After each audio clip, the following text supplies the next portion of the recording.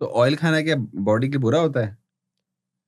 क्योंकि लोग बोलते हैं कि नहीं, लिमिटेड क्वांटिटी में आपको खाना चाहिए। लिमिटेड क्वांटिटी में गुड फैट्स अच्छे हैं, जैसे कि घी भी अगर आप कंज्यूम ऐसा ना करो कि खाने में जैसे खिचड़ी हो गई या फिर उसमें तड़का मार रहे हो, अगर उसमें आप सादा 1 चम्मच डाल के खा लो, वो बहुत अच्छा है शरीर के लिए।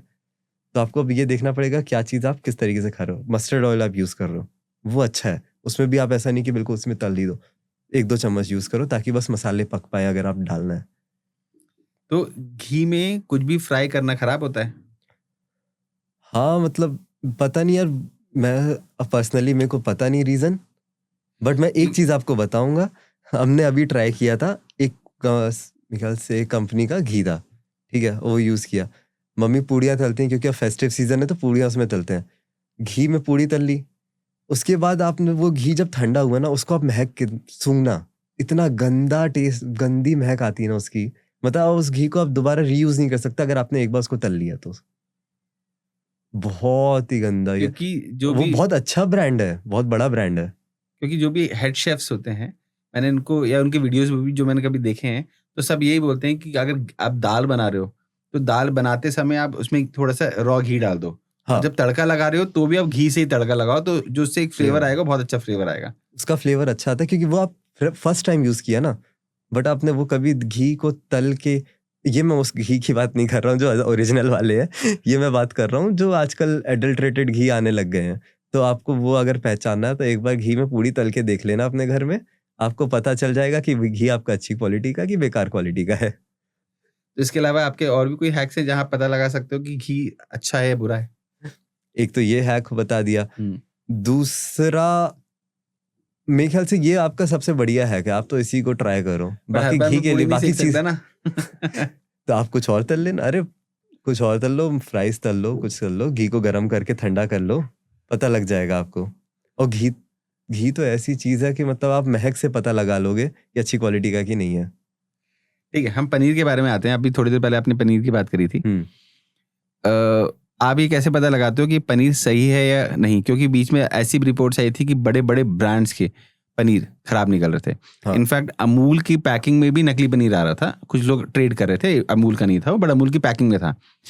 और अमूल ने बीच में बहुत जगह पे, इनफैक्ट ग्वालियर के आस-पास कहीं छापेमारी में अच्छा खासा अमूल के ब्रांड पकड़ा गया, हम्म। जो कि अमूल का फेक ब्रांड था वो। तो अगर कोई ऐसा खा रहा है, कंज़्यूम कर रहा है, तो ये कैसे चेक करे? क्योंकि अभी एक मैं और वीडियो देख रहा था, वो दिल्ली का था।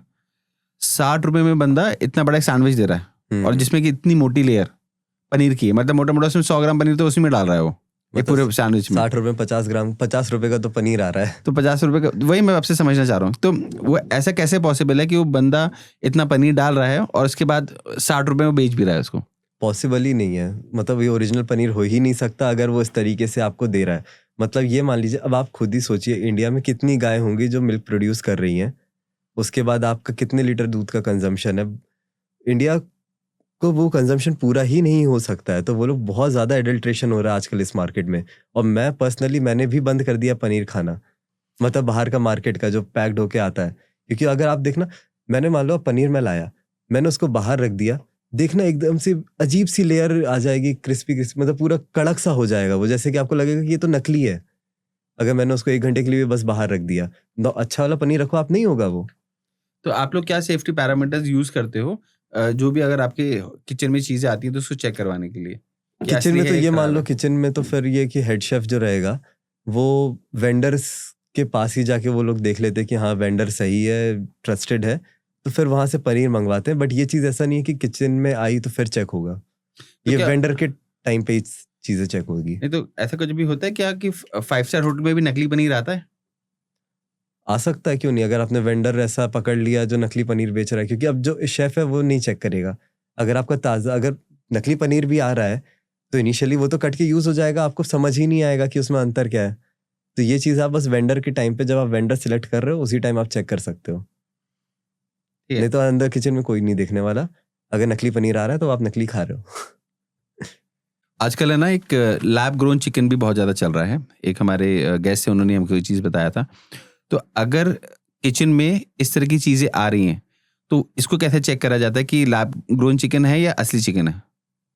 मैं फिर से वही चीज़ बोलूँगा, इनिशियली में वेंडर के पास अगर जो चेक हो सकता है तो होगा, नहीं तो किचन में आके कोई शेफ चेक नहीं करेगा। मगर जैसे कि अगर मैंने रॉ मटेरियल मंगाया एज अ एग्जीक्यूटिव शेफ या हेड शेफ, तो मैं चेक कर लूंगा कि हाँ चीज़ें सही है।